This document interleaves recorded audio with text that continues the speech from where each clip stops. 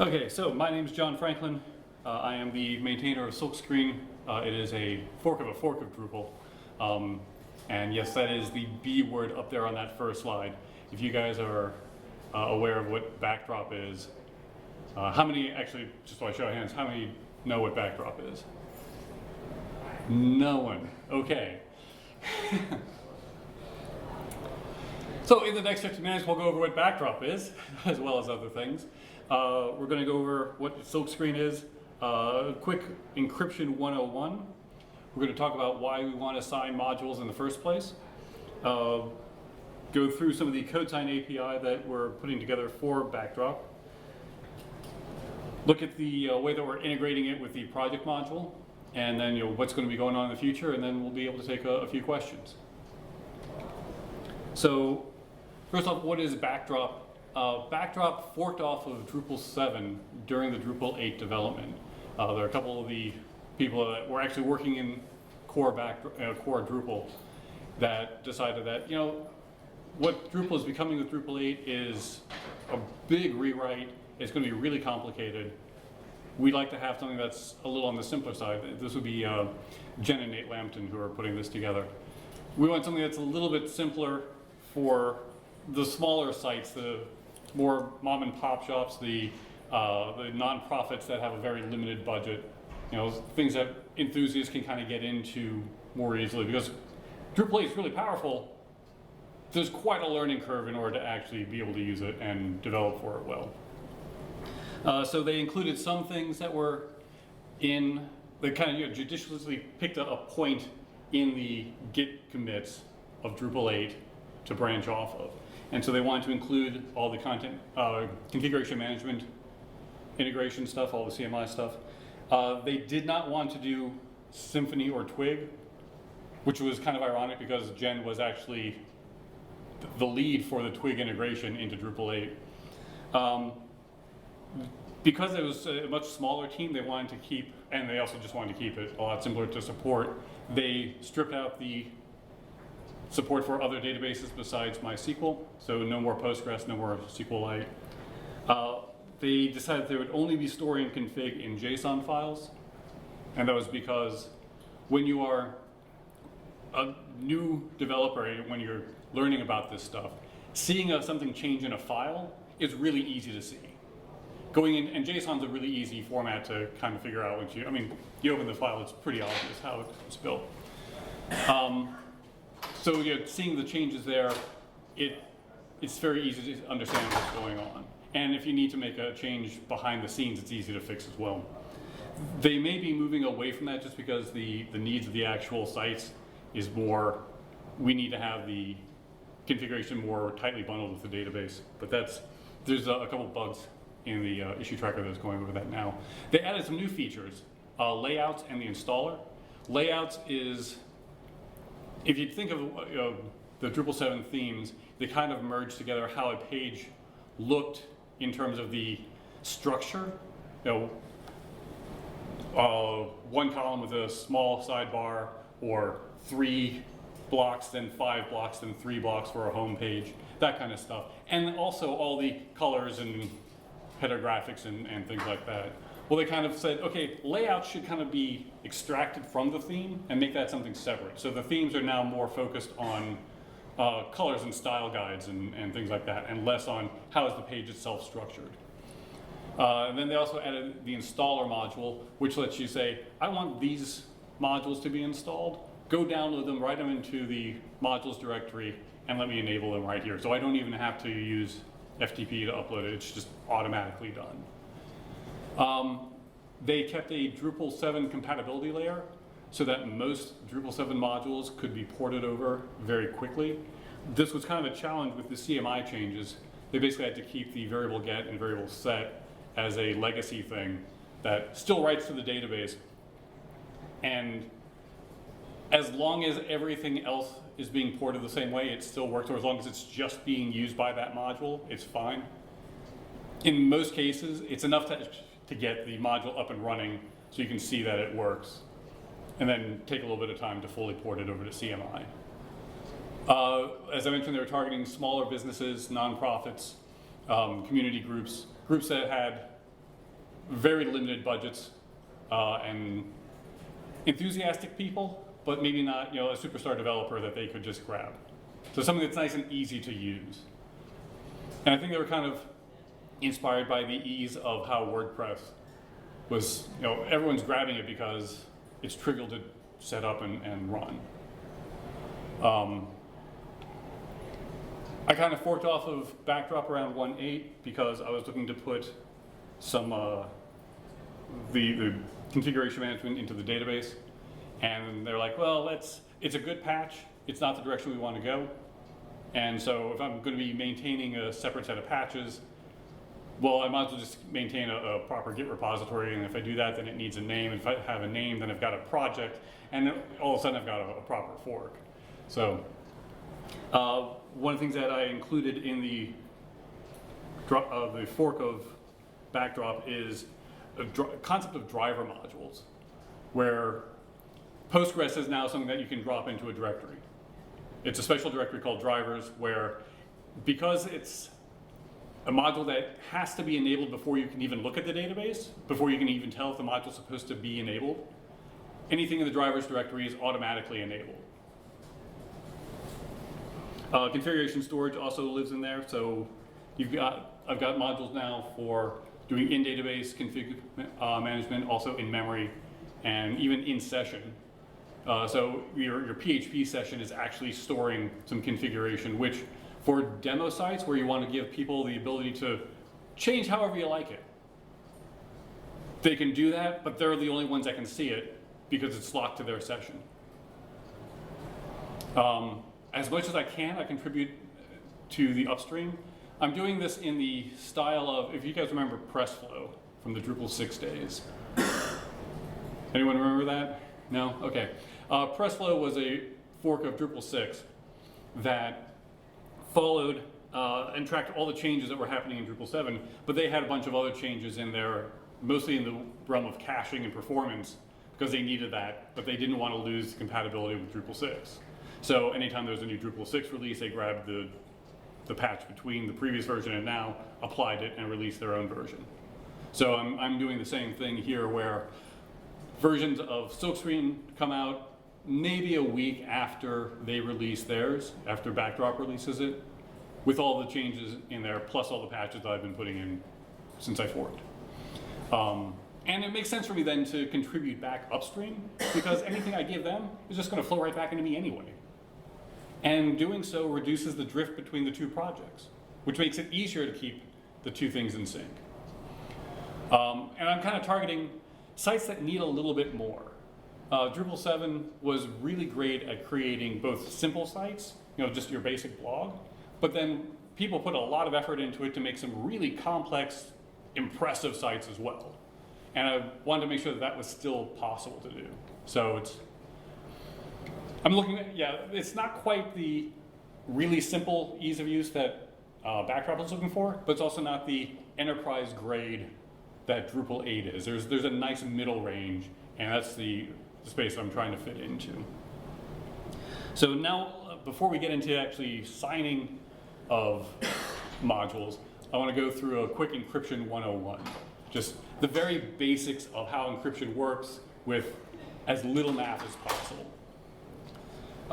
There are basically three ways that encryption happens. There's symmetric, there's asymmetric, and, there's really two. Symmetric and asymmetric. Hashing is part of the encryption of the crypto world, although it's not specifically itself encryption. And we'll get into that in a bit. With symmetric, you have one key that both encrypts and decrypts. So if you guys remember ROT 13 from the old Usenet days, ROT 13 would give it a sentence, and it would take the letters A through Z and shift it 13. So A becomes what? N, and then N would wrap around back to A. It made it so that you could both encode something and then decode it with the same algorithm. And it was really great for hiding spoilers. So if you think of ROT 13, if you think of ROT N as an encryption algorithm, then ROT 13 would be a symmetric encryption algorithm. Anything you give it would become the encrypted version. The encrypted version comes back when you apply the same algorithm and the same key. Asymmetric takes two keys, a public key and a private key. Going back to that rot n analogy, if you have the private key as 10, the public key would be 16. Because the way that it's set up is anything that you encrypt with one can be decrypted with the other. So you take A, add 10, it becomes K. K, if you apply the private key a second time, would come out as U, which is not, you'd still get garbage. But if you apply the private key 16, then it wraps back around to A. Same thing happens on the other side, where you take something, apply the private key, plus 16. I'm sorry, I don't remember what the 17th letter of the alphabet is. Whatever it is. And then you have to apply the 10, the private key, in order to get it back. Hashing is, we want it to be cryptographically strong because we want to be able to say, I've got this message, I'm going to hash it, and I want it to be very difficult for someone to come up with a similar message, or even a completely different one, that has the same hash. Because we're going to be taking this hash, we're going to encrypt it with our private keys, so that anyone who has our public keys, which we publish, of course, would be able to decrypt it. But we don't want to be able to make it so that someone can kind of arbitrarily change the message that we're sending and still have that same signature apply. Because that way, you get attributed to things that you never said. Verifying that a hash is correct, therefore, is, you take the message, you hash it yourself as the receiver, you decrypt the hash that the guy put into the signature block, and if those two hashes match, then it's good. So signature itself is an encrypted hash that validates the message. By using the hash, we can tell that whatever it is that we're sending them that we've signed is what we intended to sign, is what we had at the beginning.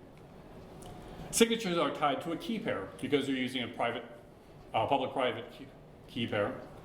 And those key pairs are owned by an organization or a person, which means that signatures don't just tell us that it's a valid thing, it also says who sent it. In that case, key management becomes more about identity management because you're using these keys to kind of put together a Rolodex of people that you know. There's three major ways of doing key management. One is monolithic. We use this in TLS all the time. You sign something and your signature key has got a certificate on it. When they're validating, they validate that it's got that signature is good, and then they validate your cert, which is signed by a certificate authority, and you keep following the chain up until you get to a trusted root cert that validates that this is actually someone that you trust, or at least is someone that you trust as well as you trust the root cert authority. Let's Encrypt is a great service that's made it possible to have encryption on the web really easily and for no cost. But at the same time, it's not that strong of a certificate authority. Because, yeah, we can have Drupal GovCon as a domain, and we get assigned by Let's Encrypt. Fantastic. But someone can take Drupal GovCan, a misspelling or a typo of Drupal GovCon, and get it signed by Let's Encrypt just as easily. And you, the user, trying to check out the site, how do you know that you're on the right site? Well, you can't just look at the little green check, lockbox and make sure that it's a good signature. You've actually got to pay attention to the URL as well.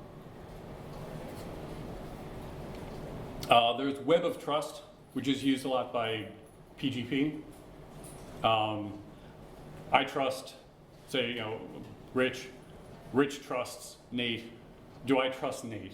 Well, I've got a path of trust. I've got a path of trust to Nate through Rich. I trust Rich because we've key signed each other.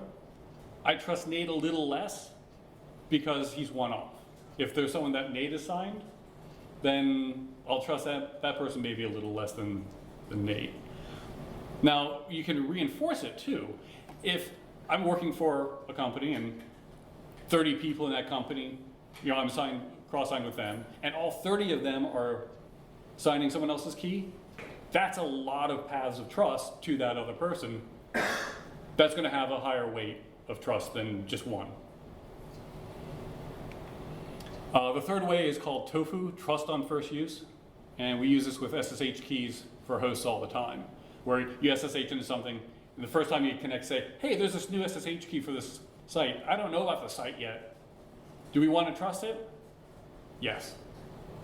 And then the next time you connect in, it's verifying that it's already there, and you're just let in. If it changes, and sometimes there are valid reasons for it to change, then it throws up a warning, and you have to actually go through some process to say, no, I know what's going on. Let me in anyway. Or look at it and say, this is not right. Let me talk to my system administrator to see if there's something weird going on. Make sure I'm not being man in the middle.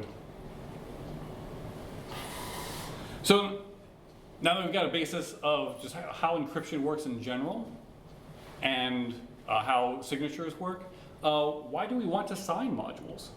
Well, obviously we want to be able to verify the module's integrity. You download something from Drupal.org, as long as you're not being man in the middle, or you pull down, they haven't been compromised themselves, then it'll be a good package. But you want to be able to say, yes, I can tell with authority that this is actually the valid package.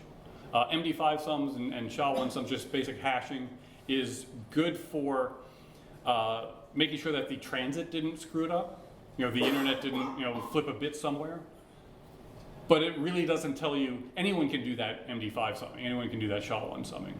It doesn't really give you any sense that, no, this is actually what I'm supposed to be getting from the site. We can also use it to provide the identity of the developer. Because those key pairs are owned by a person or an agency, then we can say, who wrote this?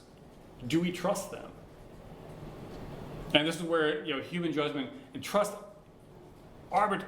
ultimately comes down to human judgment. Do I trust this organization? Do I trust Lullabot? Well, no. Why? I'm not going to trust a bot on the net. That's goofy. Maybe I can trust Internet Research Agency. They're not sketchy at all. Sounds like an academic group, right? We can also use it to actually provide the identity of the module itself. Rather than having it signed directly by the developer, we can create a cert that says, this is the Postgres module. This is the views module. And in doing so, we can say, the views module has got a major issue with this version. We're going to revoke the cert. And in doing so, we tell all the sites out there, hey, this is bad. I know it was good before, but it's bad now. You guys want to upgrade. You got to do something about this. So what we're kind of looking at doing is creating that signature chain where there will be at the top level, here I'm showing the Silkscreen module publishing service, something that, as the Drupal.org of the Silkscreen world, is where all the modules are going to be coming from. We're publishing them, we're going to put a certificate on them. That cert is the root cert, and best practice for doing this kind of stuff is you keep that root cert off the internet completely. It's going to be a long-lived cert, but you've got to really secure it someplace, off-site, in a bank vault, at the bottom of the ocean, on some Jovian moon. So yeah, it's a little inconvenient to get to, but you know that the attackers can't get there either. So then you create some intermediate certs, and that's what you actually do the signing with. And then you sign individual developers from that intermediate cert, and then whatever they produce gets signed with its own cert. So, and there are reasons, we can revoke signatures at any of those different levels for a number of reasons. If any of those public-private keys get compromised, then we can just revoke the whole chain. It's kind of a pain when the intermediate cert gets compromised, but it's that, it's something that you can address with some community effort. If a developer you decide has just gone rogue, you can just yank them entirely, and all their modules get pulled off. more likely it's going to be a module has a critical security issue. And you really want to be able to say, this is no longer a valid module, don't use it anymore. Or the module has just been abandoned. And maybe we don't know that there is an issue yet, but we're not able to get to a developer to actually fix anything that might happen. And of course, your developer's key could just be compromised. So the CodeSign API is a bunch of, there's a framework that's in core of Backdrop. It's just an API that signs and verifies data. It's, despite the fact that it's called CodeSign, really, you give it any string, any PHP string, and it'll be able to sign it. It manages the signing profiles, because you're going to have not just your developer, but maybe you'll have like your company and yourself as a signing key. And you might want to do it with both OpenSSL and GPG. There's some contrib modules that are going to be handling the actual heavy lifting.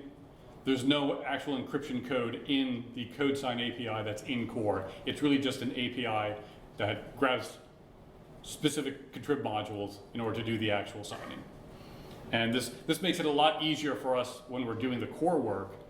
There is technically one CodeSign contrib module in core, but all it does is hashing, and it's really only there for testing. The other ones that we have are OpenSSL. So you can, as you know, the signature chain that I was showing before, that's what we're using for that. You can also do it with GPG if you want to be building it out that way. And we're looking at Sodium as a future module because we know there's a lot of interest in that. And 5 years from now, who knows what algorithms are going to be out there, but it should be easy enough to add in something new, as long as there's support for it in PHP itself.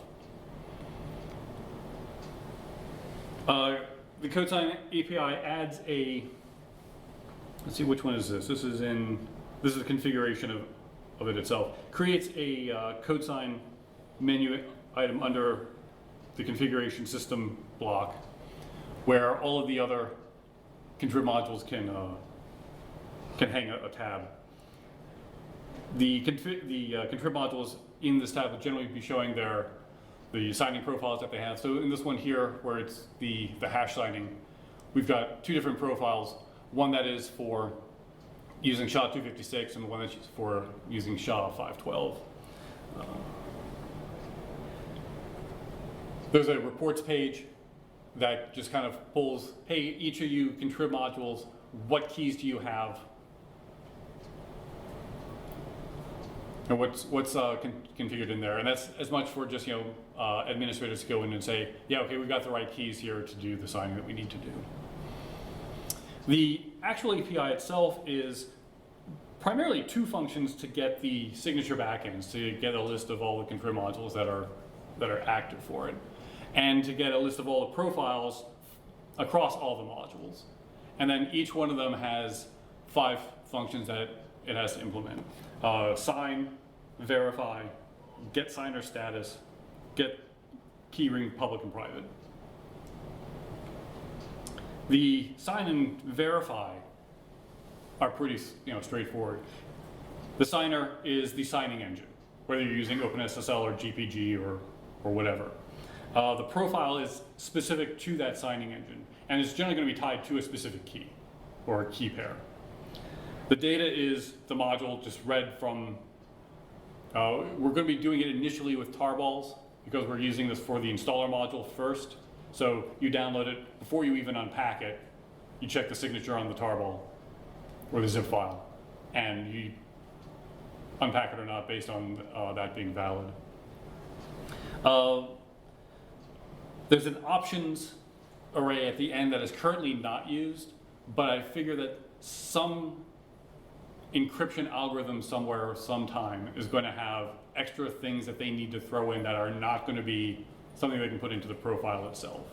Or they want to be able to have a generic profile with tweaks that they can throw onto it.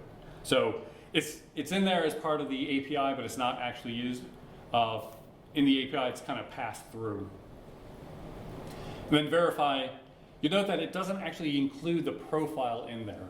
The signature is in there, and the data, but not the profile. And really, the signature, whatever is in that signature, when you're creating it, when you're writing a module that creates signatures, make sure that everything that is necessary to validate it is there. This is already done by default with GPG. It includes the key, the public key that you would need to unpack it, and the identity of it. The cert for OpenSSL is also included in there already. So all you really need to do is just pass in that signature and the data, and you should be able to get back yes or no, this is a valid signature. There's two for getting the providers. And then there's also one that is a theme. There's a theme that's theme function that's defined, because at the end of we're going to have a list of all the modules on the what am I thinking? I'm thinking the list of modules that is in Drupal itself already, or Backdrop, where you can say, yeah, I want to enable these to save, and it turns them on. At the far right column, we want to be able to put in a little check X, so we can verify that the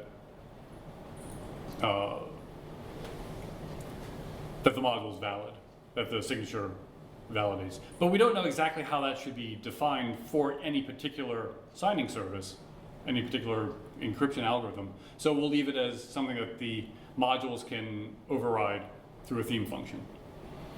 That should let OpenSSL give you a little certificate-looking icon that when you hover over it or when you click on it, it opens up a pop-up that gives you the whole chain that you can go up. And GPG would have a different little icon and kind of a list of all the people that are signing, that have cross-signed, or the paths of trust that you have to it. For someone to define an engine, it's pretty standard Drupal paradigm. You have create a hook code sign info, and that returns an array that is the key is the name of it, the machine name, and then it has a title, the 5 callbacks that we talked about, and a file to say, where should I find all these callbacks? What we found is that things like the OpenSSL code sign was a fair bit of code. And so if you're not going to be using it all the time, there's no reason to load it. So stick it into a file that gets automatically loaded as needed. And then, yeah, those 5 callbacks, you can take a look at the hash signing one. That gives a good example and is a very lightweight piece of code. That'll tell you exactly how all the things that you need to do to build your own.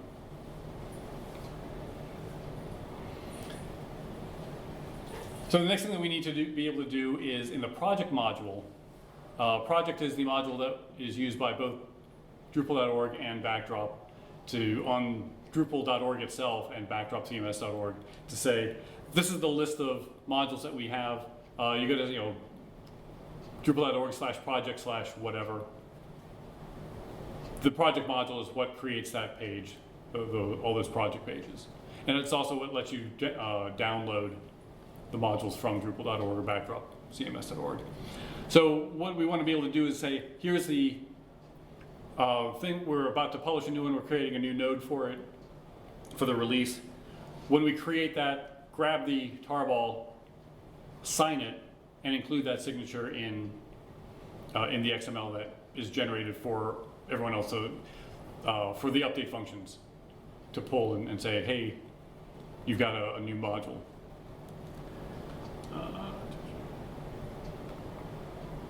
Generate signature on release. Project module.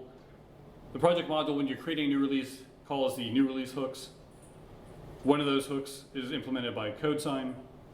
CodeSign calls the CodeSign API for the specific algorithm, OpenSSL or GNU PG, with the profiles that have been selected. Returns the signatures. And then Project CodeSign itself adds those signatures to the XML catalog.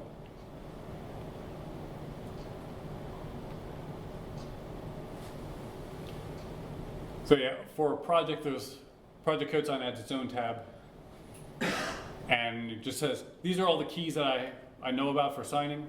Which ones do you want me to use when I generate when we create a new project, new release? And in the XML, this is kind of what it looks like.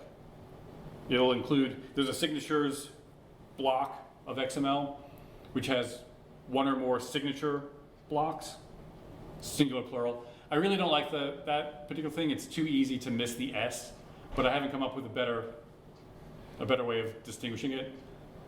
If you have an idea, file a bug, please. It'll say what the crypto engine is, which one is being used. It gives it a profile ID, which is entirely dependent on the crypto engine itself. Usually, it's going to be the key ID. And then it has the signature block itself, and I've stripped out all the base64 encoded stuff because it just wouldn't fit on the slide. But between the begin PGP signature and end PGP signature, there's a bunch of base64 stuff. And then you do the same thing with the hash. It's got its own definition, and that definition is what hash algorithm it's using, and then the actual hash itself. OpenSSL, quite similarly, profile ID, which is just the key ID, and then the begin code sign, which has got all the actual signature data, and then the cert that is being used to sign it.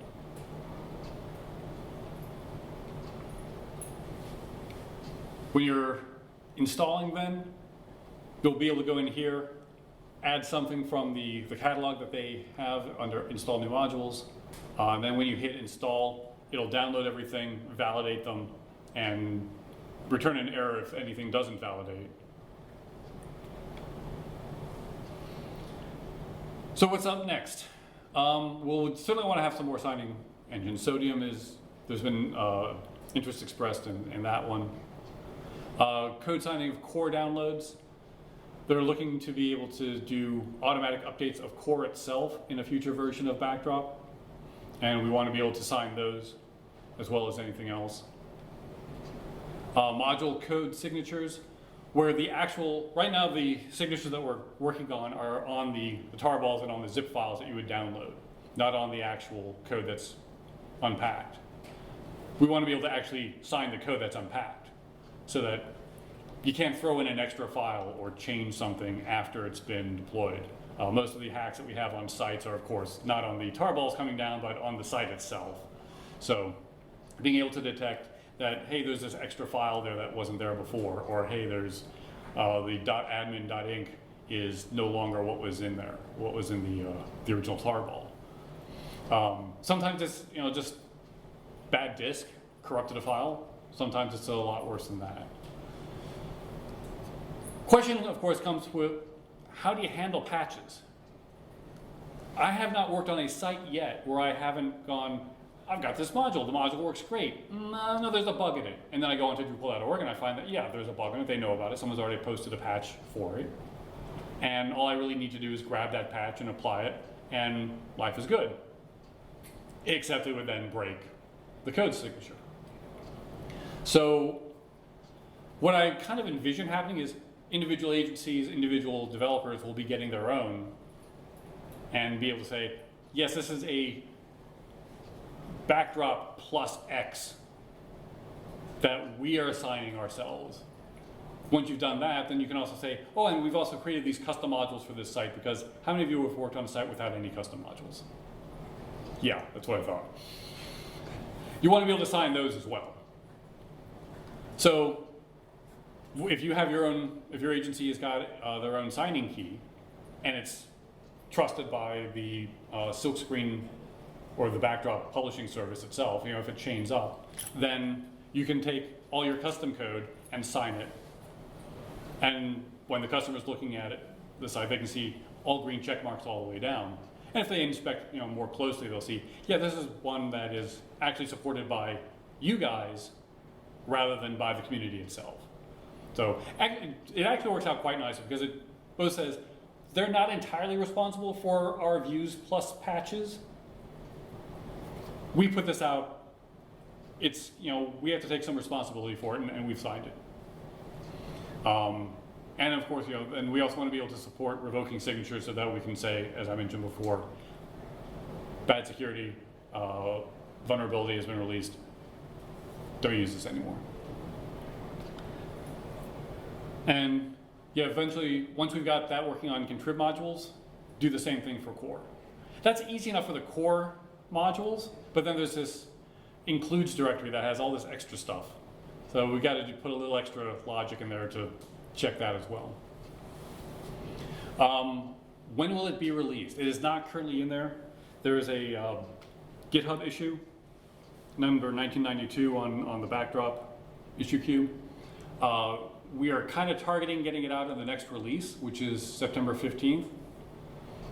Silkscreen, as I mentioned, tries to release within a week of Backdrop coming out. Because this has got such a near and dear to my heart patch in it, I'm going to try to get it out the same day. And fortunately, September 15th is a Sunday, so I should have some time, fingers crossed, to actually do it. So that's pretty much it. And at 40 minutes, we've got some time for some questions.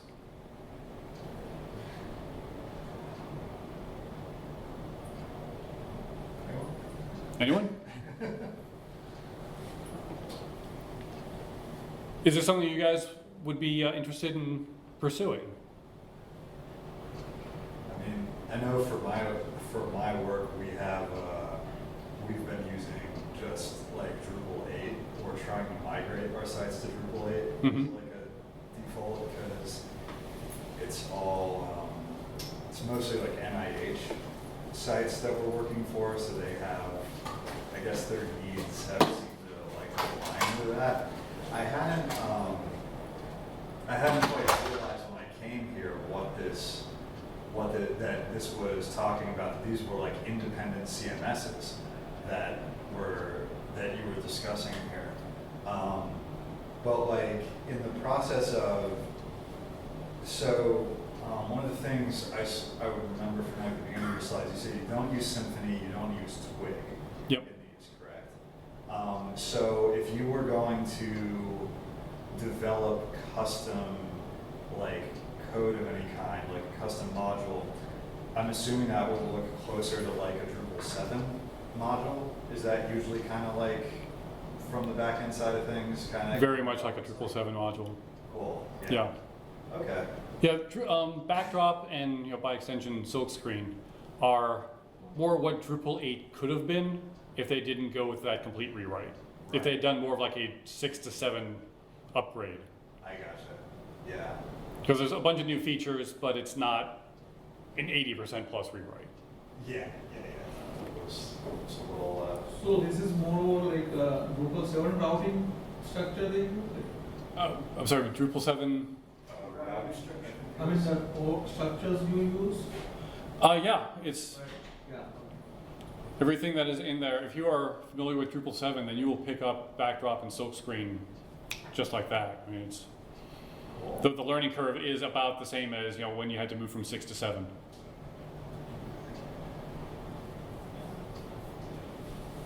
And at this point, it's been 4 years that they've been running it.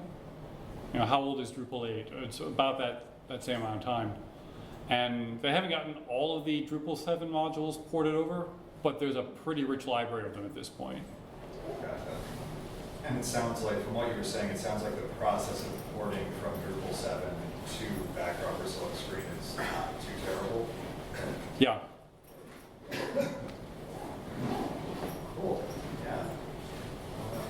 I've For- learned something today. Yeah, if you're looking for just, I've got these Drupal 7 sites and I want to do a much easier upgrade to something that's still supported, Backdrop and Silkscreen are certainly viable candidates for doing that. Yeah, that's actually something that there are a number of sites that we're in the process. Either we have like just very recently migrated to Drupal 8, or we're looking at migrating to Drupal 8 potentially. And some of them are what you're describing there, where it's like not like super high like like data volume, kind of in a mid-level area. So I don't know. I mean that would be something that I could certainly suppose if it's, is the content creation side of it, so like your like WYSIWYG part of it, does that kind of look similar to Drupal 7? Or is it like something where, has that been changed significantly? I don't know if you have like screenshots or anything. I was just kind of curious because we work with some other, some like other people who handle content, and some of them are, shall we say, notorious for abusing some of the functionality. So anything that like provides a little bit more, either like a little bit more of a way to lock it down, or I'm just kind of curious Well, about this is a live site. Well, it's a VM that's living on Okay. my machine, and I mean, functionality. That's a good one. They've renamed a lot of things. Modules is now called functionality, Okay, gotcha. but it's Same idea. mostly the same page. Yeah, Yeah. yeah. I mean, down to config and permissions. Huh. I'm having a hard time seeing it from this Oh angle. yeah, actually, I you can don't, see you don't get a good screen, do you? Well, no, I've got Or the do you presenter have- screen. It's split because I have the Oh, presenter okay. notes here. Gotcha. Let's see if we can find under structure of views.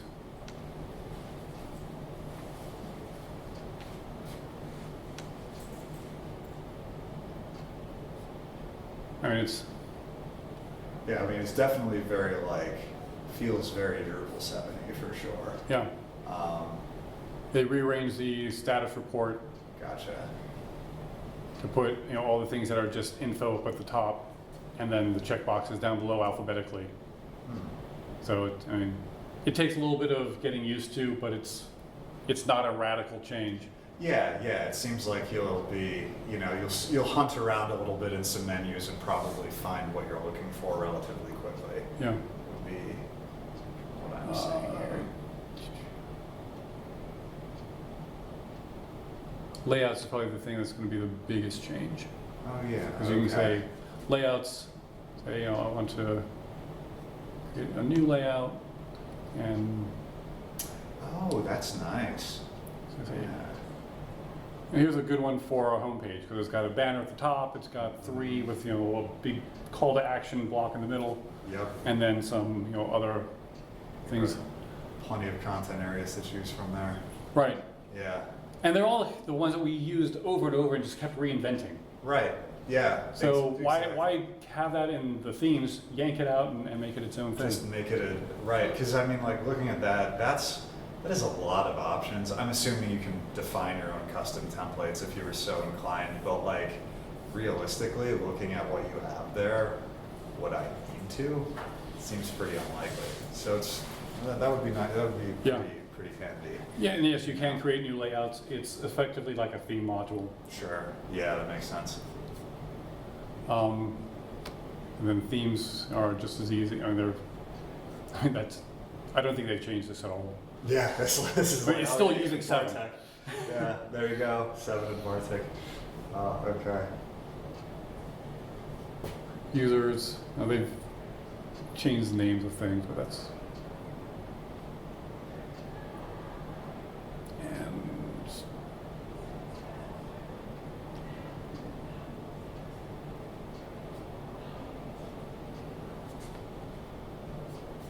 Oh, yeah, here we go. The drivers you were So this talking is about. available on Drupal itself? this is backdropcms.org. So, oh, okay, Backdrop Silkscreen. Yeah, Backdrop is a fork of Drupal.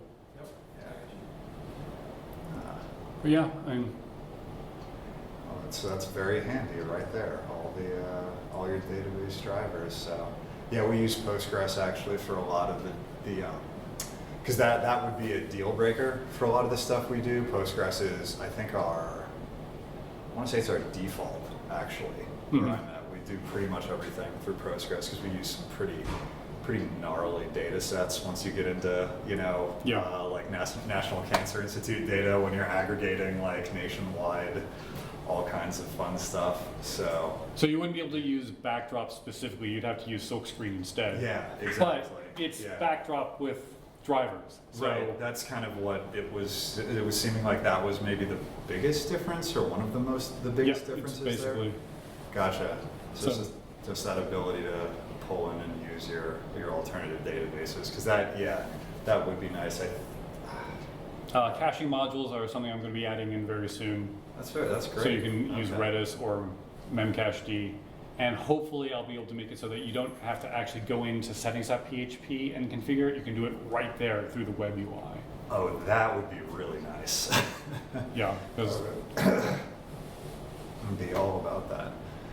I also wanted to say, I've been to these all the various seminars all day. You had the most organized and like easy to follow and informative presentation of anybody I've seen today. So I wanted to provide credit where credit is due. So thank you very much. Yeah, so thank you for taking the time to make this all like easy to follow and informative and interesting and like nice to look at, because not everything was. And with that, I'm going to shut up.